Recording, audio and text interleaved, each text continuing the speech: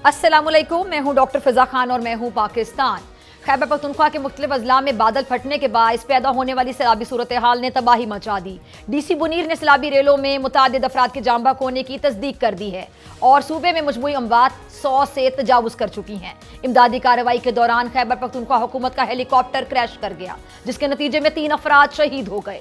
कल पूरे मुल्क में जोशो जज्बे के साथ यौम आज़ादी मनाया गया और पाकिस्तान की मईशत ने एक मुस्बत खबर के साथ यौम आज़ादी का आगाज किया। बैनुल-अक़वामी क्रेडिट रेटिंग एजेंसी मूडीज ने पाकिस्तान की रेटिंग 1 दर्जा बेहतर कर दी। ये पेशरफ्त हुकूमत के हालिया इस्लाहाती इक़दामात, टैक्स रिफॉर्म्स और माली नज़्म-ओ-ज़ब्त को आलमी सतह पर तस्लीम किए जाने का इशारा है। मजीद ये कि IMF का वफ़द सितंबर में इस्लामाबाद का दौरा करेगा, जिससे तकरीबन $1 अरब की अगली किस्त जारी होने की उम्मीद है।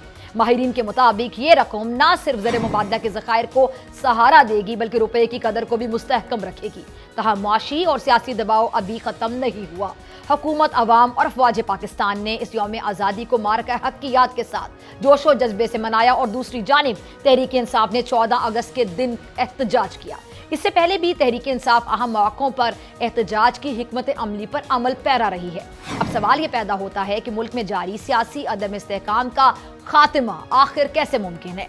एक तरफ 9 मई के केसेस के फैसलों के बाद और बानी PTI से मुलाकातें ना होने पर तहरीक इंसाफ हुकूमत और रियासती इदारों से गिले शिकवे करती नजर आती है और दूसरी जानिब हुकूमत की जानिब से बार बार मुज़ाकरात की दावत दी जा रही है, लेकिन तहरीक इंसाफ किसी फैसला को नतीजे पर नहीं पहुंच पा रही।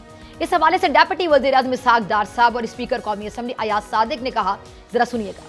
जब तक तमाम अदारे और तमाम पॉलिटिकल पार्टी मिलकर पाकिस्तान को आगे नहीं लेके जाएंगी, ये खींचा तानी जो 7 दहाइयों से ज्यादा वक्त जाया हो गया है, ये वक्त जाया होता रहेगा। बैठें, बात करें गवर्नमेंट के साथ। मैं फैसिलिटेट करने को तैयार हूं। हमने पहले भी फैसिलिटेट किया था, उस वक्त गवर्नमेंट की तरफ से ब्रेक नहीं हुई थी। आप बातचीत करें, इनको डिमांड करें, कहें कि जी हम प्रोसीडिंग में हिस्सा नहीं लेंगे अगर आप हमारी मुलाकात या जो भी। तो इसलिए तरीका मुज़ाकरात का ये जो ग्रैंड जिरगा जुर्गा मुझे नहीं समझ आती। ये ग्रैंड जिरगा है मेरा, ये ग्रैंड जिरगा और सेनेट ग्रैंड जिरगा है हमारा, यहाँ पे बात करें। जी तो सुना आपने, हुकूमत की जानिब से इंसदाद दहशत गर्दी तरमीमी बिल की मंजूरी पर अपोजिशन की जानिब से शदीद तनकीद की जा रही है। मौलाना फजलुर रहमान कहते हैं कि इन कवानीन के तहत पाकिस्तान के हर शहरी को पैदाइशी मुजरिम बनाया गया, जबकि चेयरमैन PTI बैरिस्टर गौहर ने इस बिल की मुखालफत करते हुए कहा कि यह आइन के आर्टिकल 10 के खिलाफ है। सियासी मुबस्सिरीन के मुताबिक मौजूदा सूरत हाल में अगर मुआशी इस्तेहकाम के साथ साथ सियासी मुकालमे को फरोग ना मिला तो इस्लाहात के समरात देर पा नहीं होंगे। आलमी सतह पर भी पाक अमरीका ताल्लुकात में मजीद बेहतरी देखने को मिल रही है। सदर ट्रंप इंतजामिया ने तवानाई और मादनियात के शोबे में पाकिस्तान के साथ ताउन बढ़ाने का इंदिया दिया है। माहिरीन के मुताबिक अगर ये ताउन अमली शक्ल इख्तियार कर लेता है तो पाकिस्तान की तवानाई की जरूरियात और सनती तरक्की पर मुस्बत असर पड़ सकता है। पाकिस्तान का मौजूदा मंजरनामा एक पेचीदा इम्तजाज है। मुआशी इस्लाहात और इसके साथ साथ आलमी सतह पर मुस्बत इशारे हैं, मगर सिक्योरिटी और दाखिली सियासत पे जो मौजूद रुकावटें हैं वो अभी बरकरार हैं, जो मुस्तकबिल में मुल्क के लिए खतरनाक साबित हो सकती हैं। पाकिस्तान की मौजूदा सियासी बहरान से निकलने के लिए सियासी जमातों को क्या किरदार अदा करना चाहिए, इस पर बात करने के लिए मेरे साथ मौजूद मेहमान मौजूद हैं। मुस्लिम लीग नून से राना एहसान अफजल साहब, बहुत शुक्रिया ज्वाइन करने के लिए। पाकिस्तान तहरीक इंसाफ से डॉक्टर हुमायूं मोहम्मद साहब मेरे साथ मौजूद हैं। सर, आप दोनों के कीमती वक्त का बहुत शुक्रिया। सबसे पहले मैं शुरू करना चाहूंगी आपसे राना साहब। PTI कहती कि जी बानी चेयरमैन के साथ मुलाकात नहीं करवाई जा रही और हुकूमत जो है वो हमारे साथ सियासत कर रही है, तो सर आप इस इल्ज़ाम को कबूल करते हैं, तरदीद करते हैं? बारहा आप लोगों पर इल्ज़ाम लगाया जाता है और अभी जो इनको सजाएं भी हो रही हैं उसमें भी कहते हैं कि सियासत की बुनियाद पर हो रही हैं। बिस्मिल्लाह रहमान रहीम। देखिए, सजाएं तो अदालतों ने सुनाई है, कोई नून लीग की हुकूमत ने तो नहीं सुनाई। और बहुत सारी जो लोग हैं उनको बरियत भी मिली है, वो पार्लियामेंट का हिस्सा भी हैं और वो बरी भी हुए हैं। तो क्या वो भी जो है वो गलत फैसले हैं? तो जहाँ बेनिफिट है तो उधर आप कुछ नहीं बोलते, लेकिन जहाँ सजाएं हैं उनको आप कहते हैं कि सियासी बुनियादों पे हो रही। और दूसरी तरफ देखें, मुलाकातें तो खान साहब से जारी हैं और अगर कोई जो है उसमें मसाइल हैं मुलाकातों में, तो उसका भी एक मैकेनिज्म है कि आप जहाँ मुख्तलिफ किस्म के इशूज़ को आप अदालतों में ले जाते रहें कि फैसिलिटीज़ नहीं थी और दीगर मामलात जो कि झूठी साबित हुई, तो वहाँ वही मामलात आप अदालत में भी लेके जा सकते हैं मुलाकातों के हवाले से। बहरहाल वहाँ से इनको अगर कोई इशू है तो वो जो जेल की इंतज़ामिया है वो जवाब दे, वो बिल्कुल। तो हमारी तरफ से तो वहाँ कोई रुकावट नहीं है, हम तो समझते हैं मुलाकातें हो रही हैं। और लेकिन ये ज़रूर है कि अगर ये समझते हैं कि इन मुलाकातों के ज़रिए एक ऐसा कैदी जिसको 14 साल की सजा है और वो जो है अपनी पार्टी को और पार्टी के मामलात को चलाएगा जो कि मुल्क के लिए जो है नुकसानदेह होगी, तो डेफिनेटली फिर ये इस चीज़ की इजाज़त तो नहीं दी जा सकती कि एक जो सियासी एक बल्कि सियासी नहीं, जो एक कह लें कि ऐसा सियासी लीडर जो जिसको करप्शन पे सजा हुई हुई है, अब वो बजाय कि वो करप्शन की सजा काटे, वो मजीद पाकिस्तान के अंदर जो सियासत का रुख है उसको तबाही की तरफ लेके जाए। तो मुलाकातें जारी हैं, लेकिन इस एंगल को भी जो है वो देखा जाना चाहिए। तो बहरहाल ये हमारा मौक़िफ़ है। दूसरी तरफ हम तो समझते हैं कि मुज़ाकरात के दरवाजे खुले और मुलाकातों के हवाले से भी अगर कंसर्न है, तो जिस तरह पार्लियामानी लीडर्स और स्पीकर साहब ने कहा कि बिल्कुल हम उसके ऊपर बैठने के लिए भी तैयार हैं, सही, उसके ऊपर डिस्कशन की जा सकती है। डिस्कशन की जा सकती है, मुज़ाकरात का दरवाज़ा खुला हुआ है, मुज़ाकरात की टेबल हमेशा आपके लिए हाजिर है। तो क्या वजह है डॉक्टर साहब कि मुज़ाकरात का या ना आगाज़ हो पाता है, होता है तो पहले ही वो सियासत की नज़र हो जाते हैं, पहले किसी किस्म का मनफी प्रोपेगेंडा स्टार्ट हो जाता है, तो उन किस करवट बैठना है, फिर रुकावट क्या है? बिस्मिल्लाहिर्रहमानिर्रहीम या का नाबुदो व या का नस्ताइन। सबसे पहले तो मैं राना साहब के साथ इजहार यकजहती करता हूँ कि इनको मेडल नहीं मिला, बाकी सबके दरमियान में बांट दिया। मेरे ख्याल में शायद बचा नहीं था जितने ऑर्डर दिए थे, तो नेक्स्ट टाइम कोशिश करेंगे कि ज़्यादा वो लोग ऑर्डर दें और इनको भी मिल जाए। I will be very happy for him, at least he is चलिए, बेटर अल्लाह देन उनको जिंदगी सेहत दे। आप ये दुआ करें अगले साल मिल जाएगा सम। उनको मेडल। हाँ, नहीं नहीं, अगले साल क्या मेडल का भी ये टाइम होता है। ये तो देते रहते हैं ना, ये तो अब तो आप हर एक को दे रहे हैं माशाल्लाह, नजर बदूर। खैर एनीवे, देखिए मैं आपको दो तीन चीजें बात बताता हूँ। जब आपका एक माइंडसेट होता है कि मैंने यार इन लोगों के साथ बात करनी है, ये लोग हमें कहते हैं कि आप कहते हैं कि चलो यार उसको 14 साल छोड़े, 30 साल की सजा हुई है, 40 साल की सजा हुई है। बात सजा की नहीं है। अगर आप कहते हो कि ये जेल मैनुअल है, जेल मैनुअल कहता है कि आपको हफ्ते में 2 दिन आपको मिलने की इजाज़त है जिनसे आप मिलना चाहते हो या जो आपसे मिलना चाहते हैं, ठीक है। इस टाइम और इस टाइम के दरमियान में मिलना है आके।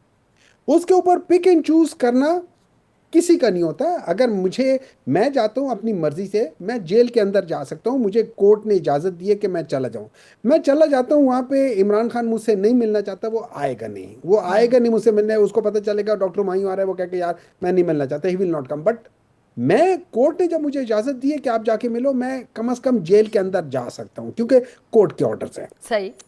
जब इमरान खान कहते हैं कि यार मेरे पास ये 6 बंदे आए मिलने के लिए, जब वो 6 बंदे जाते हैं, उन 6 बंदों को इजाजत नहीं मिलती, लेकिन XYZ को अंदर जाने देते हैं। उसके बाद एक दिन होता है उनके फैमिली मेंबर्स के लिए। उन फैमिली मेंबर्स में वो कहते हैं कि नहीं, ये 3 को है, इन 3 की इजाजत है, इस एक की इजाजत नहीं है, ये इन 2 की इजाजत है। ये चीजें जब आप ये करना शुरू कर जाते हैं, तो देखिए अवाम जो है ना वो बेवकूफ नहीं है, और ना ही वो पता चला। यही वो वजह है कि जिसमें जो आपको रिपब्लिक पॉलिसी की वजह से आपको पता चल रहा है कि आपकी इस वक्त ओवरऑल आपकी खाली लाहौर या पंजाब में जो है ना पॉपुलैरिटी कहाँ पहुंच गई, 17% पे पहुंच गई, उतनी परसेंट पे पहुंच गई जितनी आपकी सीटें थी। अब आगे आ जाते हैं उसमें कि करना क्या चाहिए। अगर हम लोगों ने, और ये याद रखें, इसका जो नुकसान है वो पाकिस्तान को है। अगर हम वो करें ना, मैं आपको थोड़ी सी एक चीज बता देता हूँ। जी जी।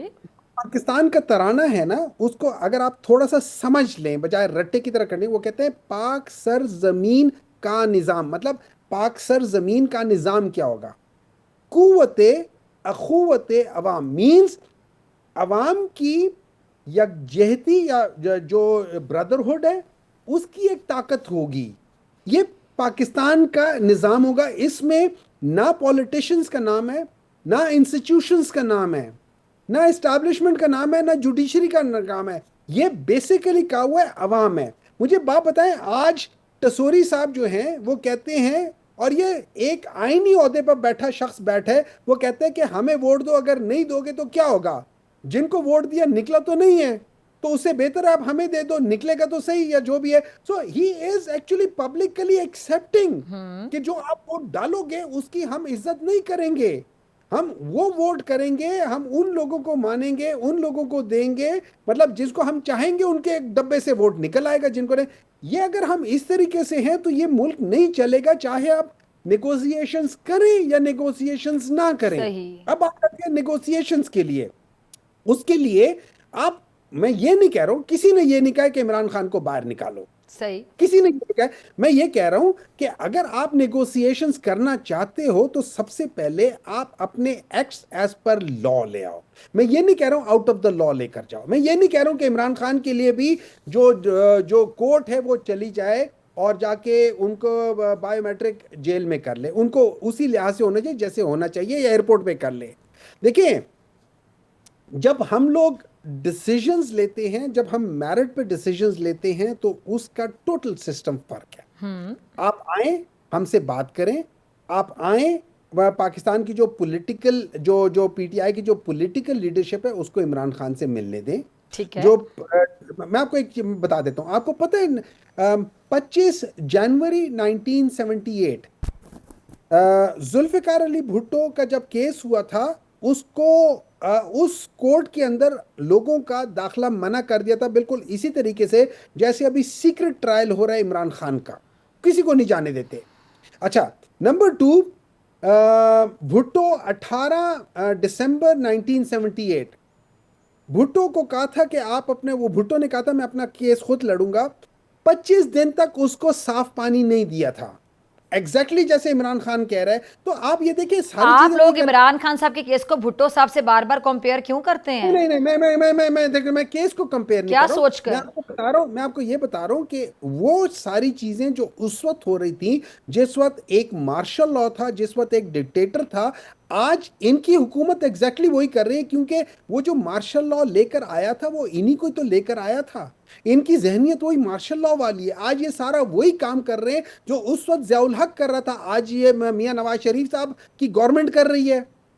ये लोग हैं ही पैदावार ही उसी मार्शल लॉ की है। यही वजह से इकोनॉमिस्ट इंटेलिजेंस डॉक्टर साहब वो कहते हैं कि मुज़ाकरात करें। अभी डेप्यूटी वजीर आजम ने भी आपको मुज़ाकरात की दावत दी, आप लोगों को स्पीकर कौमी असम्बली ने भी मुज़ाकरात की दावत दी, आप लोगों को मुज़ाकरात की दावत दी जाती है, आप लोग एक्सेप्ट नहीं करते हैं, क्या वजह है? डॉक्टर साहबा, आप मुझे एक तरफ कहती है मैं आपके साथ मुज़ाकरात करूं, दूसरी तरफ आप एक मेंबर को कहते हैं कि तुम ये रेफरेंस लेकर आओ कि यार अकरम शेख साहब को हम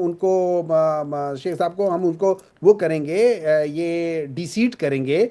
आप एक तरफ ये करते हो, दूसरी तरफ आप जिस तरीके से जिन जुडिशरी की आप बात कर रहे हो, जिस तरीके से आप बात नहीं कर तो रहे हो, डॉक्टर साहब देखिए, सियासत में तो ये सब कुछ चलता रहेगा, फिर मुज़ाकरात आप लोग कभी भी नहीं करेंगे। फिर मत करें नहीं तो आप चाहते हैं कि नून लीग एकदम से पीटीआई की तारीफें शुरू कर दे, फिर मुज़ाकरात होंगे? भैया आप लोग मुखालिफ पार्टियां हैं, एक हुकूमत में, दूसरी ऑपोजिशन में, तो आप लोगों के मामला तो बैक टू बैक चलते रहेंगे, लेकिन साथ साथ मुज़ाकरात भी चलने चाहिए। देखिए मेरी बात सुने, मुज़ाकरात के लिए आपने एक एनवायरनमेंट बनाना होता है। चलें, वो एनवायरनमेंट क्यों नहीं बन रहा राना एहसान साहब? वो एनवायरनमेंट कौन बनाएगा? आप लोग एनवायरनमेंट नहीं बना पा रहे। वो चाह रहे हैं कि मुक्तदरा जो हैं वो एनवायरनमेंट बनाएं। उन्होंने बार बार इनको कह दिया कि जी आप सियासी लोगों से बात करें, फिर एनवायरनमेंट कौन बनाएगा?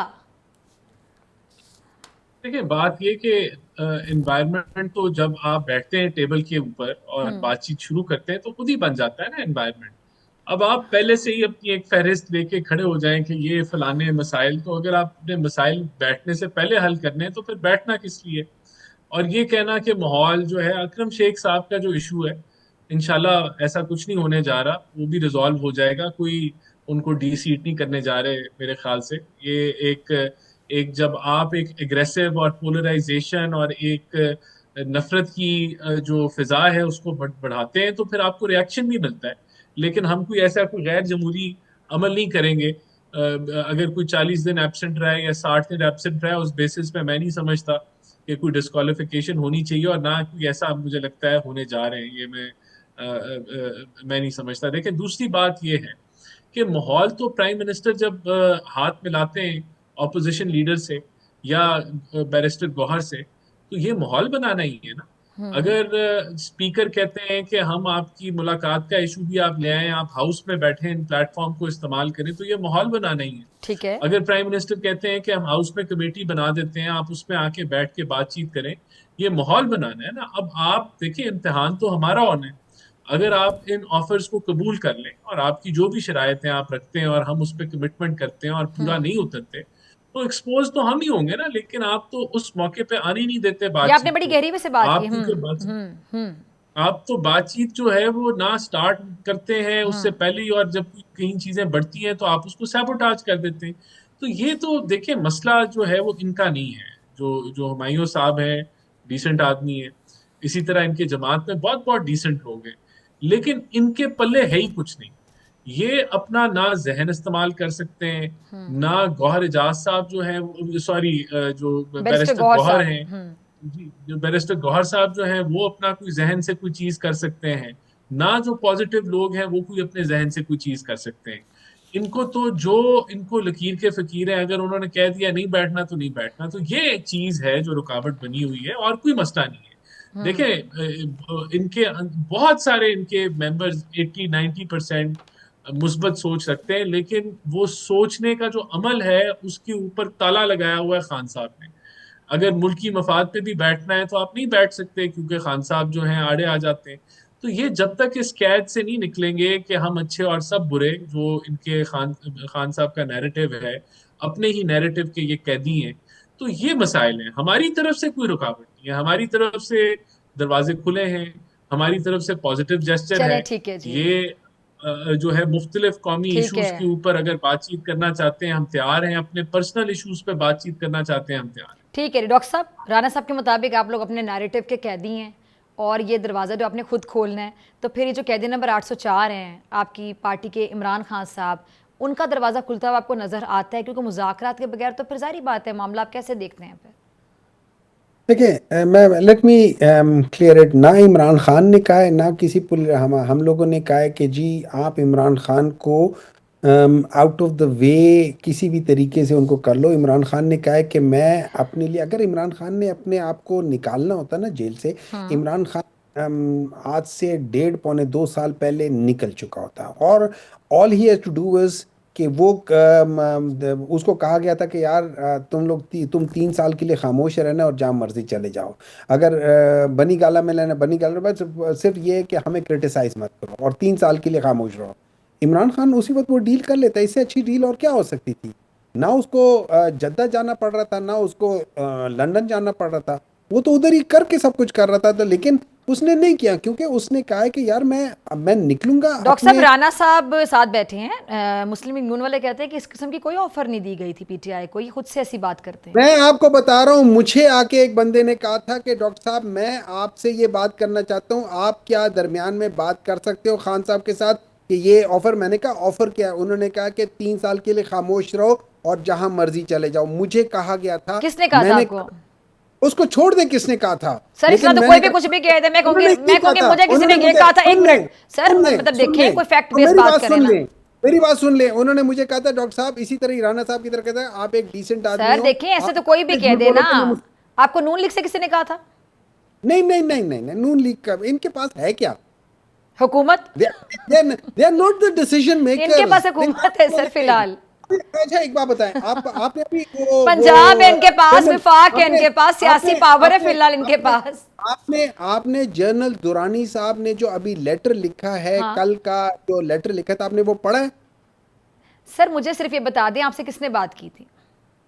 उसको छोड़ दें। वो ही मतलब आप ये समझ लें कि it was somebody who was probably talking on behalf of the people in power। People in power तो ये हुकूमत वाले ही है ना जो पावर में है। जी जी राणा साहब। आप ऐसे मजाक अच्छा कर लेती हैं। जी राणा साहब, मैंने कहा आप लोग करते तो जरा हम भी मजाक कर लें थोड़ा सा। राणा खान साहब, पीपल इन पावर किसने ऑफर की इनको? जी राणा साहब। ये देखें, ये तो अब यही बेहतर बता सकते हैं किसने ऑफर की। बहरहाल इन्होंने खत जरूर लिखे थे। सर ये आपको बार बार जो ताना दिया जाता है आप लोगों के पास है ही क्या? जरा आज बता दें आप लोगों के पास क्या क्या है। ये देखें, अगर इनको एनआरओ चाहिए तो वो तो हम नहीं दे सकते ना। वो तो बिल्कुल बाकी ये दुरुस्त फरमा रहे हैं कि वो तो हमारे पास एनआरओ अगर नहीं आप है, लोगों ने देना है तो फिर डील भी ऑफर आप लोग ही करेंगे, कोई और करेगा? नहीं, हम तो कोई डील नहीं ऑफर कर रहे ना। हम देखिए तो जिसके कह पास रहे हैं एनआरओ कि देने आप का मुल्क इख्तियार है, आप कह रहे हैं कि के हम इनको एनआरओ नहीं देंगे ना। आप मुस्लिम लीग नून के बिहाफ पे कह रहे हैं कि हम इनको एनआरओ नहीं देंगे, तो जो एनआरओ देने की ताकत रखता है वही डील ऑफर करने की ताकत रखता है। मैं वही तो कह रहा हूँ ना, उनको तो इन्होंने खत लिखा था ना, खत इन्होंने लिखा था उनको, और उसके अंदर इन्होंने गुजारिशात पेश की थी। उस खत के ऊपर जो जवाब आया था वो ये था कि इस खत को हम प्राइम मिनिस्टर ऑफिस भेज रहे हैं, आप उधर जो है वो मामलात अपने लेके जाएं, वहां बातचीत करें। तो जहां से ये डील एक्सपेक्ट कर रहे हैं या जहां से ये समझ रहे हैं कि इनको कुछ मिलेगा, वहां से तो इनको जवाब हो गया ना। तो अब हम अच्छे हैं बुरे हैं, हमारे पास कुछ है नहीं है, आपने हमारे से ही बात करनी है ना। और मैंने तो आपको ये भी कह दिया कि जब आप बात हमारे से करेंगे और हम नहीं पूरा उतरेंगे तो उसमें कौन एक्सपोज होगा? हम होंगे ना। तो भाई आप फिर भी बातचीत नहीं करते क्योंकि आपका वो जो डीएनए है वो उल्टा हुआ है, आप कल्ट हैं। और खान साहब जो है उनका जो नैरेटिव है वो यही है कि मैं अच्छा हूं, बाकी सब बुरे हैं, बाकी सब गंदे हैं, बाकी सब जो हैं गलत हैं। और उस नैरेटिव के ऊपर जब ये हमारे से बातचीत करेंगे तो इनका नैरेटिव खराब हो जाएगा। ठीक। तो ये अपने नैरेटिव के कैदी है। तो मैंने तो आपको पूरा सिनारियो जो है वो रख के पेश आपके सामने कर दिया, जो मेरा जो मौक़िफ़ है, ये डॉक्टर साहब, तज्जिया है इस ठीक सारे है जी, मामले ठीक में। है। और इसके अलावा देखें बात जी, ये है जी, जी, कि जी, राणा ऑफर तो साहब। खुली पड़ी है ना, खुली ऑफर पड़ी है कि भाई बातचीत के लिए हम तैयार हैं, आप टेस्ट कर लें।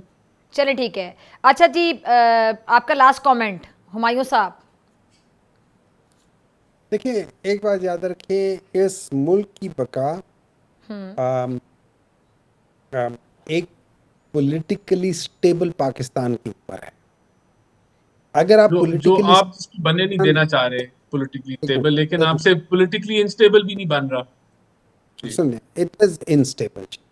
अगर ये देखिए, ये याद रखें कि आपने अभी जो रीसेंट सर्वे करवाया उसमें भी more than 50% people are supporting Pakistan Tehreek Insaf. उसमें जो लिखा गया है, जो 3 पॉलिटिकल पार्टीज का लिखा गया है, वो तीनों पॉलिटिकल पार्टीज अगर ज्वाइन कर ले, they are less than 50% of the people who are standing with PTI. मतलब पीटीआई को जितने लोग उसको कहते हैं कि हम पीटीआई के साथ हैं, उसके आधे जो परसेंटेज है वो बाकी पार्टीज मिल के उसको पूरा नहीं करती। और वो जो बाकी आते हैं वो अभी इनडिसाइसिव है कि हमने किस तरफ जाना है। इतनी बड़ी आप ये कर रहे हैं, अगर आप इसको आप सीरियसली नहीं लेते और आप इतनी बड़ी आवाम की एक परसेंटेज को आप एलिनेट कर रहे हैं, आप उसके साथ नहीं जा रहे, उनकी बातों को नहीं सामने रख रहे, आप जो कर ले, आपका पॉइंट आ गया। ठीक है नाज़रीन, ठीक है जी, बहुत शुक्रिया आप दोनों का सर। मुलाकात होगी ब्रेक के बाद। वेलकम बैक नाज़रीन। पाक भारत ताल्लुकात गुज़िश्ता कई दहाइयों से कशीदा चले आ रहे हैं, लेकिन हालिया दिनों में भारत ने अपनी शिकस्त का बदला लेने और पाकिस्तान को गैर मुस्तहकम करने के लिए बराह रास्त जंग की बजाय प्रॉक्सी वॉर, दहशतगर्दी और टेक्नोलॉजी की मदद से हमलों का नया तरीका अपनाया। नरेंद्र मोदी की क़यादत में भारत ने खित्ते को अदम इस्तेहकाम की तरफ धकेलने की मुनज़्ज़म कोशिशें की, जिसके तहत बलोचिस्तान, KPK और दीगर हसास इलाकों में जो दहशतगर्द नेटवर्क हैं उनको इस्तेमाल किया जा रहा है। 7 और 8 अगस्त की दरमियानी रात पाकिस्तान ने एक अहम दिफाई कामयाबी हासिल की जब सिक्योरिटी फोर्सेस ने बलोचिस्तान के जिला योब में एक बड़ा इंसदाद दहशतगर्दी ऑपरेशन किया। इस ऑपरेशन में 33 खारिजी दहशतगर्द मारे गए, भारी मिकदार में असलहा बारूद बरामद हुआ और एक बड़ी दरअंदाजी की कोशिश नाकाम बना दी गई। ये दहशतगर्द भारतीय सरपरस्ती में अफगान सरहद के जरिए दाखिल हो रहे थे और इनका ताल्लुक फितनातुल ख्वारिज से था, एक ऐसा गिरोह जो कौम परस्ती के नाम पर फसाद बर्पा करके भारत के एजेंडे को आगे बढ़ाता है। भारत की प्रॉक्सी वॉर से पता चलता है कि भारत अब बराह रास्त मैदान जंग में आने की सलाहियत खो चुका है। अपनी कमजोरियों को छुपाने के लिए छुपकर वार करता है। भारत की मौजूदा हुकूमत, खासतौर पर मोदी के ज़ेर क़यादत, पाकिस्तान के खिलाफ खुली दहशतगर्दी को खारिजा पॉलिसी का हिस्सा बना चुकी है। बलोच अहलहदगी पसंद गिरोहों की माली इमदाद, TTP और दीगर दहशतगर्दों की जो पुष्पनाही है वो, और मीडिया के जरिए नफरत अंगेज बयानियां, ये सब भारत की मनसूबाबंदी का हिस्सा है। मोदी हुकूमत जंगी मैदान में नाकामी के बाद अब प्रॉक्सी वॉर के मैदान में भी शिकस्त का सामना कर रही है, क्योंकि पाकिस्तानी सिक्योरिटी इदारे, इंटेलिजेंस एजेंसियां और अवाम इस चाल को पहचान चुके हैं। KPK खास तौर पर ज़िम्मेशुदा कबायली अजला एक बार फिर से दहशतगर्दों की जद में आ चुके हैं। जुलाई 2025 में 28 दहशतगर्द हमले हुए, बन्नू मुतादिद हमलों की जद में आया। दहशतगर्दों ने अब ड्रोन टेक्नोलॉजी का इस्तेमाल शुरू कर दिया और ड्रोन्स अब सिर्फ निगरानी या हमले का हथियार नहीं, बल्कि दहशतगर्द तंजीमों के लिए एक स्ट्रैटेजी का सासा बन चुके हैं। कम लागत, आसानी से दस्तयाबी और बगैर पायलट के हमला करने की सलाहियत, इन अवामिल ने इस टेक्नोलॉजी को दहशतगर्दों के लिए बड़ा पुरकशिश बना दिया है। शवाहिद के मुताबिक खैबर पख्तूनख्वा में TTP और दीगर गिरोह इस टेक्नोलॉजी का इस्तेमाल कर रहे हैं। बलोच अलहदगी पसंद भी ड्रोन्स के जरिए हमलों की मशक कर रहे हैं, जैसे कि बाज़ वीडियो क्लिप्स में सोशल मीडिया पैगामात से ये बाकायदा जाहिर होता है। पाकिस्तान को अब एक कसीर जहती सिक्योरिटी स्ट्रैटेजी इख्तियार करना होगी, जिसमें ड्रोन डिफेंस सिस्टम्स की खरीदारी और मुकामी तैयारी, साइबर इंटेलिजेंस नेटवर्क को मजबूत बनाना कि दहशतगर्दों की मुसबाबंदी बर वक्त पकड़ी जा सके, इलाकाई सफारतकारी के जरिए भारत के मकरू चेहरे को दुनिया के सामने बेनकाब करना, अवामी शऊर बेदार करना ताकि बैरूनी प्रोपेगेंडे का मौसर तोड़ मुमकिन हो सके, बलोचिस्तान और KPK में तरक्याती मनसूबों के जरिए मकामी हिमायत को मजबूत बनाना। अफवाज पाकिस्तान ने जोब ऑपरेशन में जिस अज़म का मुजाहरा किया वो साबित करता है कि हमारी सरहदें महफूज हैं, लेकिन खतरात अब शक्ल बदल चुके हैं। दुश्मन खुलेआम नहीं, छुपकर वार कर रहा है। जदीद हथियारों, टेक्नोलॉजी, प्रोपेगेंडा और दहशतगर्द नेटवर्क से हमला आवर है, और ऐसे में हमें ना सिर्फ फौजी सतह पर बल्कि सफारती, तकनीकी, नफ्सियाती और नजरियाती सतह पर भी दुश्मन का मुकाबला करना होगा। ना जंग हमारा मकसद है, ना कमजोरी हमारी शनाख्त। हम अमन चाहते हैं, लेकिन अपने दिफा पर कभी भी समझौता नहीं करेंगे। इन्हीं तमाम इशूज़ पर बात करने के लिए मुझे ब्रेक के बाद ज्वाइन करेंगे major general retired Zahid Mahmood साहब। वेलकम बैक नाज़रीन, मेरे साथ मौजूद है major general retired Zahid Mahmood साहब, डिफेंस एनालिस्ट। सर बहुत शुक्रिया वक्त देने के लिए, ज्वाइन करने के लिए। जाना सब KP के बलोचिस्तान में दहशतगर्दी की जितनी भी कार्रवाइयाँ होती हैं, ताने बाने भारत से जुड़ते हैं और पता चलता है कि भारत की वहाँ पे बाकायदा इन्वेस्टमेंट है, भारत दहशतगर्दी की कार्रवाई में मुलविस है, सबूत भी बारहा सामने आते हैं। हम सबूतों के होते हुए भी भारत को शिकस्त, हमारे जो अंदर दहशतगर्दी की कार्रवाइयाँ करवाई जा रही सफारती सतह पर, तो उनको मुँह की खानी पड़ती है। इस लेवल पर शिकस्त हम इसको किस तरह दे सकते हैं आपके मुताबिक? बिस्मिल्लाहिर्रहमानिर्रहीम। डॉक्टर साहब, thank you very much for the invite. बड़ा पर्टिनेंट आपने क्वेश्चन किया है कि भारत को कैसे शिकस्त। आइडियल तो शिकस्त यही होती है जी कि आप पुट प्रोको में वैसा ही रिस्पॉन्स करें जो भारत आपके साथ कर रहा है और आप भारत के अंदर वही करना शुरू करें। But having said that, Pakistan एक स्टेबिलिटी में बिलीव करने वाला मुल्क है जी, और ये भारत की गलतफहमी है कि पाकिस्तान उसको किसी डोमेन में शायद रिस्पॉन्ड न कर सके। टेक्टिकल से लेके स्ट्रेटजी तक पाकिस्तान के पास कैपेबिलिटी है, कैपेसिटी है रिस्पॉन्ड करने की, और वो हाइब्रिड उससे अडॉप्ट इसलिए किया कि अफगानिस्तान की सरजमीन को इस्तेमाल करे, और इसका जो सेंटर ऑफ ग्रेविटी होता है ना जी ऐसी कैंपेन्स का, ऐसे वॉरफेयर का, खासतौर पे हाइब्रिड के बीच में, वो यही होता है कि प्लॉजिबल डिनाइबिलिटी हो कि हम तो जी ये सारी चीजें तो आपकी अंदरूनी है या अफगानिस्तान से हो रही है, हालांकि आप एक प्रॉक्सी स्पॉन्सर के तौर पर काम कर रहे हैं। लेकिन पाकिस्तान एक स्टेबिलिटी वाला मुल्क है जी। पाकिस्तान ये दो न्यूक्लियर कंट्रीज के दरमियान कॉन्फ्लिक्ट को इतना उस लेवल पर नहीं ले जाना चाहता कि जहां से इस रीजन के 2 अरब लोग जो है वो नुकसान उठाएं। Yes, we have political issues, Kashmir हमारा सीरियस इशू है, और उसी को इन्होंने लिंक किया है टेररिज्म के साथ, उसकी गाह पे ये छुपाना चाह रहे हैं। बट हाउएवर पाकिस्तान दुनिया को सबूत दे भी रहा है। पाकिस्तान अभी कोलिशंस कर रहा है, आप देख रहे हैं चाइना इंटरेस्ट ले रहा है, अफगानिस्तान, पाकिस्तान, चाइना के अभी अफगानिस्तान के अंदर डायलॉग होना है, फिर अमेरिका और पाकिस्तान का काउंटर टेररिज्म का डायलॉग है। इसका जो कमिलियन फेस है ना जी, गिरगिट का रंग बदलने वाला फेस और एक कैंप से दूसरे कैंप पे भाग जाने वाला, वो not as a tactics but as a character of India खुल के सामने आ गया। तो आई थिंक पाकिस्तान को अभी तो डिप्लोमेटिक पॉलिटिकल फ्रंट पे काम करना चाहिए और ये कोलिशंस रेज करनी चाहिए, और इनका जो इंटरेस्ट ग्रुप है या इनके जो लोग पाकिस्तान के अंदर या अफगानिस्तान के अंदर बैठे हुए हैं, they are to be handled kinetic approach के बीच में। उनको बिल्कुल 100% काइनेटिक, इनकी जो क्लाइंट्स हैं उनको स्क्वीज करना चाहिए, जो पाकिस्तान कर भी रहा है। अभी आपने पिछले दिनों देखा होगा संबाजा में तकरीबन 50 के करीब एक ऑपरेशन में बलोचिस्तान में टेररिस्ट मारे गए, उनके सपोर्टर्स, एबेटर्स, उनके जो भी लोग यहाँ पे कोलैबोरेटर्स हैं पहले पाकिस्तान के अंदर, अफगानिस्तान के अंदर, I think will have to squeeze them खुद ब खुद। ये आप देखेंगे क्योंकि पाकिस्तान की कोई पॉलिसी नहीं है कि टेररिज्म का जवाब टेररिज्म से दें। हाँ, इंडिया की पॉलिसी जरूर है, प्रोनाउंस पॉलिसी है, और डोवल ने कई दफा उसका जिक्र भी किया है। बाकी भी उनकी पॉलिटिकल लीडरशिप इतनी ह्यूब्रिस माइंड के साथ अपनी जो इलेक्शन कैंपेन आप देख लें इनकी before this tenure of Bharatiya Janata party RSS के, तो पूरी कैंपेन्स में इन्होंने बड़ा प्राउडली कन्फेस किया है कि हम पाकिस्तान को सबक सिखा रहे हैं, ये कर रहे हैं, वो कर रहे हैं। पूरी दुनिया में हो गई है। तो आई थिंक पाकिस्तान का रिस्पॉन्स ठीक जा रहा है। बाकी कन्वेंशनल डोमेन में जो अल्हम्दुलिल्लाह पहले पाकिस्तान ने किया, वो पाकिस्तान अभी कैपेसिटी कैपेबिलिटी रखता है और पाकिस्तान जवाब भरपूर देगा। यानी हम ये कह सकते हैं जना जाहिद के जो भारत है, नरेंद्र मोदी, उसके हवारी, उनको अपनी जो शिकस्त है वो अभी तक हजम नहीं हो रही। जी बिल्कुल, इसमें तो किसी को कोई शक नहीं होना चाहिए। कि ये जो एम्बेरसमेंट हुई है, तो किसी ने मुझसे पूछा कि जी क्या इंडिया का नुकसान हुआ। मैंने कहा जी इन्होंने हवा में 6 जहाज गिरवाए हैं और जमीन के ऊपर अपनी साख गिरवा ली है जी। एग्जैक्टली। हाँ, तो this is no more that India जो आज से कुछ अर्सा पहले अपने आप को शो करता था कि मैं दुनिया की बड़ी ताकत हूँ। इनके जयशंकर को कभी देखते आप कि वो किस तरीके से लोगों के साथ बातचीत करते थे, दुनिया में कैसे डील कर रहे थे।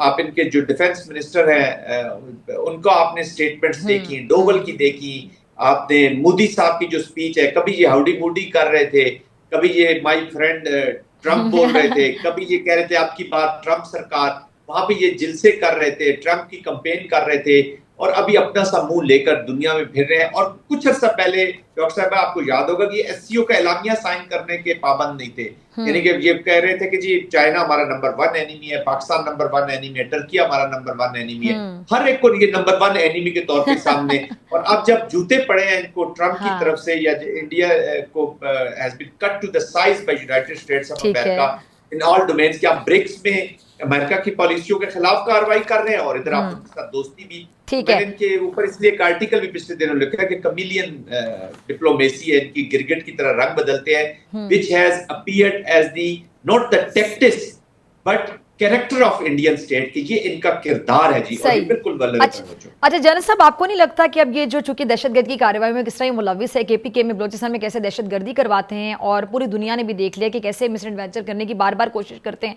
मुंह की खा के गिरते हैं, तैयारी भी अपनी गिरवाते हैं और साख भी जमीन पर गिरा देते थे, कि आपने बड़ा अच्छे खूबसूरती से इसको कंक्लूड किया।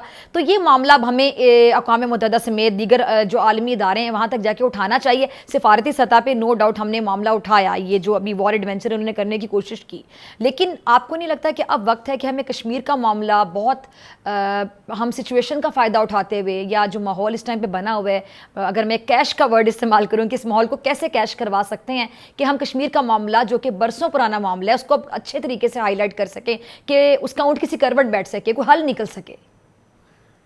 देखिए, this is the best environment जी। Exactly. और आपने अगर कैश का लफ्ज इस्तेमाल किया तो बिल्कुल ठीक है। पूरी दुनिया अपने इंटरेस्ट के लिए एनवायरनमेंट को कैश करवाती है। Exactly. वो अपना स्टिक एंड कैरेट भी करते हैं, कैश भी करवाते हैं। This is the best time, क्योंकि कश्मीर इसी जो आग इन्होंने संदूर की लगाई है, इसी आग में से कश्मीर बाहर आया है जी। हाँ। और उसने पूरी दुनिया का दुनिया पूरी उसकी मोतरज़ है कि ये एक फ्लैश पॉइंट है। प्रेसिडेंट ट्रम्प भी कह चुके हैं this is a dangerous place. China would like कि ये इस पे बातचीत हो, रशिया वुड लाइक कि इसके ऊपर बातचीत हो। अपैरेंटली कहते नहीं है, लेकिन वो क्योंकि स्टेबिलिटी चाहते हैं इस रीजन में, और इस रीजन की स्टेबिलिटी के इंस्टेबिलिटी के दो ही मेजर फैक्टर हैं। एक है अफगानिस्तान और दूसरा है इंडिया, जो मैं इमीडिएट अपनी बात कर रहा हूँ।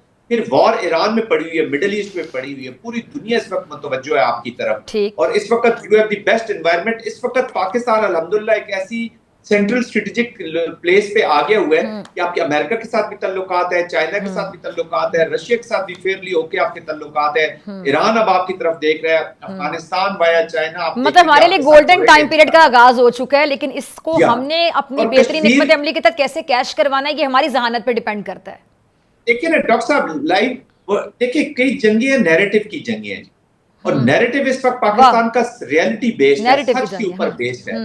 जितनी इस वक्त आपके नैरेटिव की क्रेडिबिलिटी है शायद ही किसी को, इसलिए तो मैंने पिछले दिनों एक सजेस्ट किया एक मकाम पर कि हमें एक स्ट्रेटेजिक नैरेटिव कमांड बनानी चाहिए जो कंटिन्यूअसली सिर्फ इस नैरेटिव के ऊपर काम करे और हमारा मैसेज। और हमारा जो नैरेटिव है जनरल साहब, एग्जैक्टली वो हमारी सोच ही है ना। आपका नैरेटिव क्या होता है? आपका नैरेटिव वही होता है कि आप किस तरह सोचते हैं, तो आपकी जो सोच है उसका एक मजर होता है आपका नैरेटिव। देखिए अल्हम्दुलिल्लाह पाकिस्तान की एक अकोमोडेटिव नेशनल थिंकिंग आई है, national strategic thinking as far as India is concern. बाकी चीजों पे हमारे इख्तिलाफात हो सकते हैं। इंडिया एक वाहिद नुक्ता है, एक वाहिद स्टेट है, एक वाहिद एप्लीकेशन है पाकिस्तान के खिलाफ, जिसके खिलाफ सारा स्ट्रेटेजिक थिंकिंग से लेके टेक्टिकल थिंकिंग तक, एक आम पाकिस्तानी से लेके टॉप मोस्ट पाकिस्तानी तक सब यकजान हो जाते हैं उसकी डिफेंस में, उसके पाकिस्तान के डिफेंस में, पाकिस्तान की पोटेंशियल की एप्लीकेशन में इन ऑल डोमेन, और सबसे बढ़कर जो पाकिस्तान का अनबाउंडेड रिजॉल्व हम शो करते हैं इंडिया के ऊपर। इतना नेशनल नैरेटिव शायद ही, या नेशनल करैक्टर शायद ही दुनिया में किसी मुल्क का बना हो, जो अल्हम्दुलिल्लाह इस 4 दिन की जंग ने पाकिस्तान को दे दिया है। अच्छा सर, लास्ट में मेरे पास आखिरी 2 मिनट है। जो दहशतगर्दों की जानिब से टेररिस्ट बाकायदा भी ड्रोन टेक्नोलॉजी का इस्तेमाल करें, किस हद तक अलार्मिंग है, डेंजरस है, खतरनाक है आपके मुताबिक? दिस इज क्लियर इंडिकेशन कि भारत किस बुरे तरीके से इस चीज में इन्वॉल्व हो चुका है। वो इनको तमाम टेक्नोलॉजीज, देखिए ये एक प्रॉक्सी स्टेट का ये रिस्पॉन्सिबिलिटी होती है स्पॉन्सर की कि वो अपने क्लाइंट्स की लॉजिस्टिक, इकोनॉमिक, पॉलिटिकल और मॉरल सपोर्ट जो है वो करता है जी। और ये जहाँ पे तो डिप्लोमेटिक सपोर्ट भी वो कर रहे हैं। आपको याद होगा जिस तरीके से इन्होंने पहलगाम के दिनों में बलोच डिसेंडेंट लीडर्स को, या जो सो कॉल्ड एंटी पाकिस्तान है, मैं उनको नाराज कभी भी नहीं कहूंगा क्योंकि ये नाराज का लफ्ज बड़ा खतरनाक किसी ने इजाद किया, पाकिस्तान के साथ दुश्मनी की है। तो जो डिसेंडेंट लीडर्स हैं, नॉन पाकिस्तानी, उनको किस तरीके से सो कॉल्ड बलोच लीडर, उनको कैसे मीडिया पे कवरेज दी गई। आपको याद होगा कि इंडियन मीडिया पे वो है, वो अभी आजकल किधर है, गायब है। तो वो उन्हीं दिनों में लाए गए, उनका नैरेटिव आगे पुश किया गया, तो उसको बड़ी सीरियस सपोर्ट इनकी हासिल है। और I think it is not only military support ये ड्रोन्स की सूरत में, बल्कि फाइनेंशियल भी ह्यूज अमाउंट में सपोर्ट हासिल है, क्योंकि वो पाकिस्तान को संदूर की, जो आपने पहला सवाल किया ना, खिफत मिटाना चाहता है। उस खिफत का एक ही तरीकेकार है कि उस प्रॉक्सी के जरिए पाकिस्तान को वीक करे, लेकिन इंशाल्लाह उसमें भी इसको शिकस्त हुई थी और इस पे तो और जल्दी और बहुत बड़ी शिकस्त होने वाली है। ठीक है जैन साहब, बहुत शुक्रिया जनरल जाहिद महमूद आपके कीमती वक्त के लिए। और नाज़रीन, इसी के साथ मुझे दी आपसे मुलाकात होगी इंशाल्लाह कल, सेम टाइम सेम चैनल। अगर जिंदगी ने वफा की, दुआओं में याद रखिएगा, अपने प्यारों का बहुत ख्याल रखिएगा। अल्लाह निगहबान।